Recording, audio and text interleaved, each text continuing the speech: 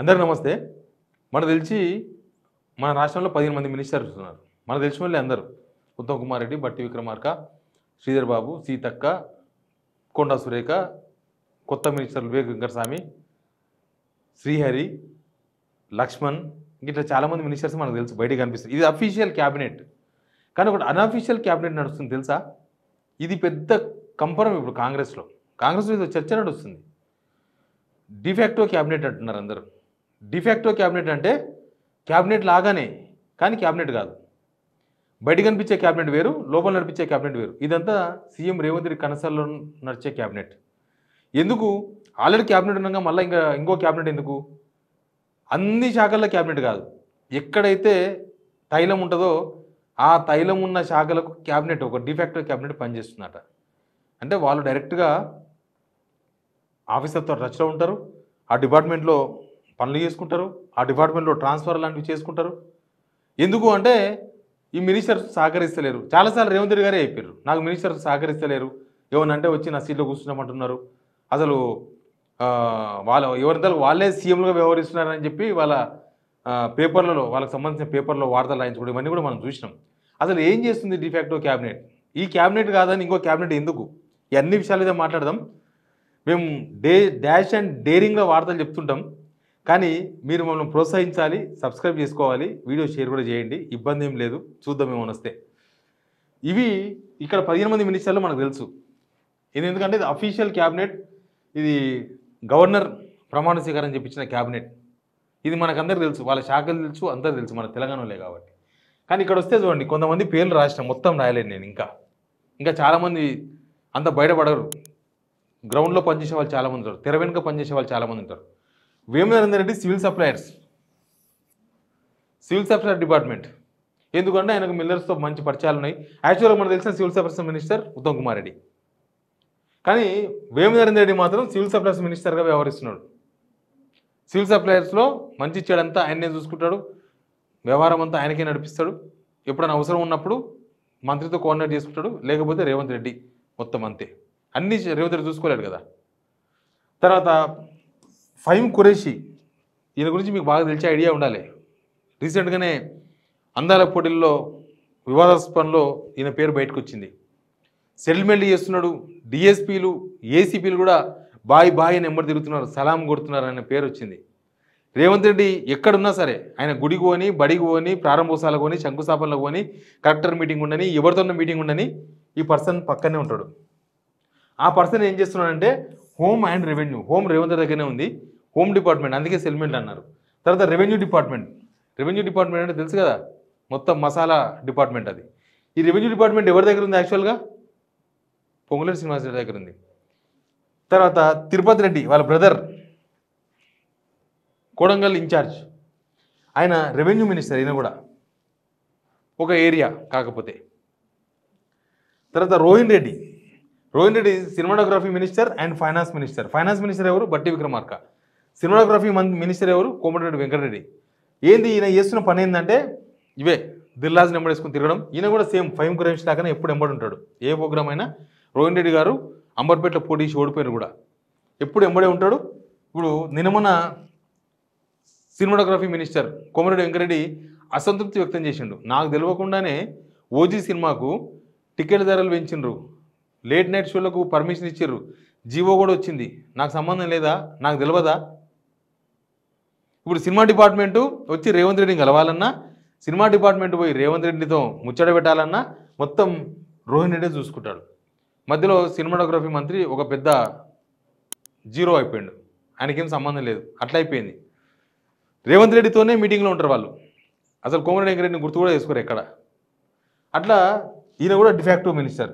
తర్వాత Kondal Reddy all in one. Kondal Reddy revenue minister, finance minister, ఇంకా ఏమైనా కొత్త శాఖలు వస్తే అవి కూడా.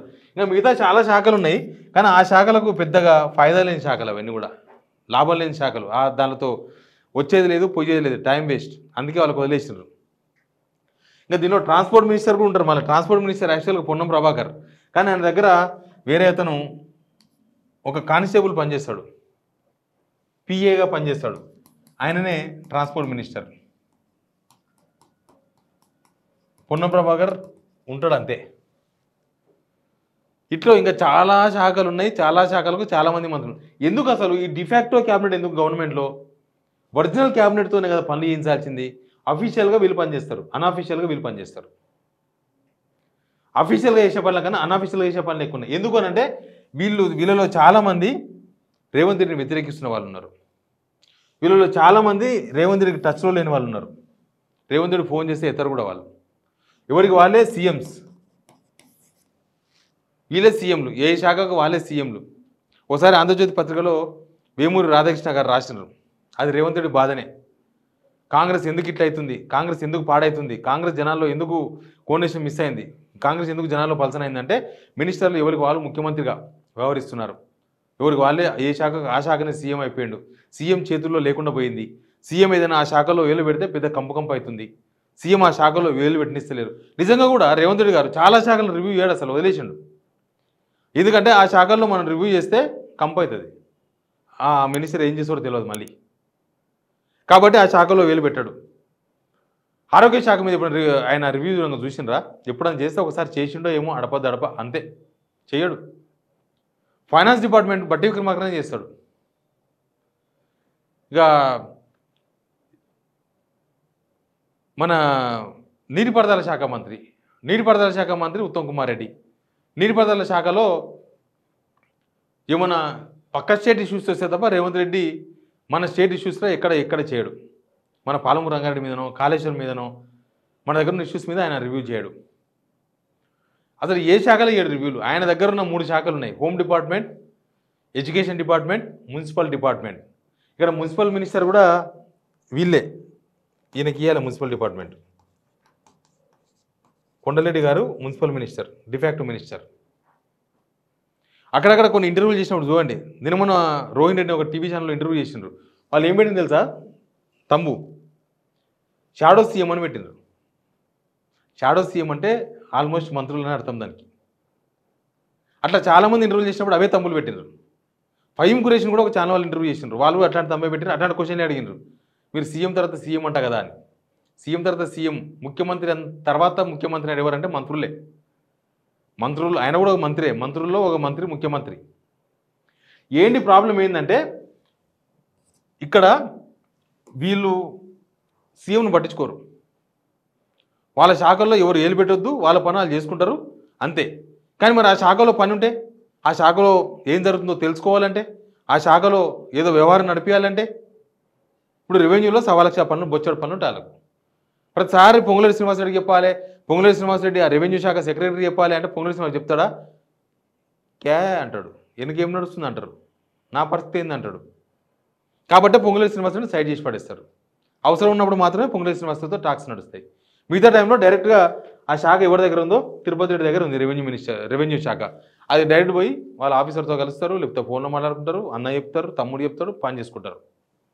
ఇవంతా ప్రైవేట్ పనులు చేసుకుని ఒక ప్రైవేట్ క్యాబినెట్ ఇది గవర్నమెంట్ క్యాబినెట్. వీళ్ళ మీద ఈయనకు నమ్మకం లేదు, రేవంత్ రెడ్డి గారికి వీళ్ళ మీద నమ్మకం లేదు. అందుకని ఆయన సొంతంగా ఒక డిఫాక్టో క్యాబినెట్ పెట్టుకొని పనులు చేయించుకుంటున్నాడు. పనులు నడుస్తున్నాయి. ఇక్కడ జనాలకు సంబంధించిన నిర్ణయాలు తీసుకుంటారు, ఇక్కడ పర్సనల్ నిర్ణయాలు తీసుకుంటారు. రెండింటికి తేడా ఉంది. ఇక ఏమైనా నీ దగ్గర ప్రూఫ్స్ ఉన్నాయా అని అడగొచ్చు మీరు. వీళ్ళు ఏం చేస్తున్నారో ఆ డిపార్ట్మెంట్లో పోయి అడగని చెప్తారు. రకరకాల ఆరోపణలు బయటికే వస్తున్నాయి, డైరెక్ట్గా ఆరోపణలే వస్తున్నాయి కదా. ఏమేమి ఆరోపణలు వస్తున్నాయి మీకు తెలియదా? కోమటిరెడ్డి వెంకటరెడ్డి ఎందుకు సినిమాటోగ్రఫీ మినిస్టర్ని అయ్యి ఉన్నా నాకు తెలియకుండా జీవోలు వస్తున్నాయంటే ఎవడే ఆన్సర్ చెప్తాడు? ఆరోగ్య శాఖలో ఒకసారి 2 ఐఏఎస్లను ట్రాన్స్ఫర్ చేసిండ్రు ఆయనకు తెలియకుండా, ఆరోగ్య శాఖ మందికి తెలియకుండా. ఆయన ఒక వారానికి ఇస్తే అది ఆగింది. ఇట్లా ఇక ఈయన మీద, ఖురేషి మీద డైరెక్ట్ ఆరోపణలే వచ్చాయి కదా.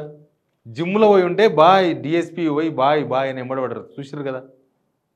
ఇట్లా అందరి మీద, తిరుపతి రెడ్డి, కొండలరెడ్డి, వీళ్ళ మీద ఎన్ని ఆరోపణలు వచ్చినాయి. ఇక్కడ భూమి అంటే, అక్కడ భూమి సెటిల్మెంట్ అంటే, ఇక్కడ ఏదో చేసిర్రంటే, అక్కడ ఏదో చేసిర్రంటే, మొత్తం గదేగా లొల్లి, గదే పంచాయతీ నడుస్తుంది. ఇక సివిల్ సప్లై డిపార్ట్మెంట్లో పెద్ద కుంభకోణం జరిగింది. ఉత్తమ్ కుమార్కి తెలుసో తెలియదు. ఆ పెద్దిశ్వర్ రెడ్డి ఉంటాడు, నర్సంపేట మాజీ ఎమ్మెల్యే. ఆయన పొద్దుగాల లేస్తే ఆయన అంతకుముందు సివిల్ సప్లైస్ కార్పొరేషన్ చైర్మన్గా పనిచేసిండు. ఆయన పొద్దుగాల లేస్తే 1,00,000 ఆరోపణలు చేస్తుంటాడు. ఉత్తమ్ కుమార్ ఏమో స్పందించాడు. ఉత్తమ్ కుమార్ దాన్ని ఏం తెలుసో తెలియదు. కానీ అదే జిల్లాకు సంబంధించిన వేం నరేందర్ రెడ్డి ఇదంతా నడిపిస్తున్నాడు అన్న సంగతి సివిల్ సప్లై డిపార్ట్మెంట్ పోతే చెప్తారు. ఇట్లా ఇట్లా నడిస్తే ఇంకా అడ్మినిస్ట్రేషన్ ఎట్లా ముందుకు పడుతుంది, తెలంగాణ ఎట్లా బాగుపడుతుంది? అడ్మినిస్ట్రేషన్ రేవంత్ రెడ్డి చేతికి రాలేదు అని ఎందుకు రాలేదంటే వీళ్ళెవ్వరు సహకరించడంతోనే ఆయన సొంతంగా క్యాబినెట్ పెట్టుకొని ఇదే అడ్మినిస్ట్రేషన్ అని పనిచేసుకుంటున్నాడు. ఇంకా తెలంగాణ ఎటుపోతుంది, తెలంగాణ ఏమవుతుంది అసలు వీళ్ళ ఆధ్వర్యంలో?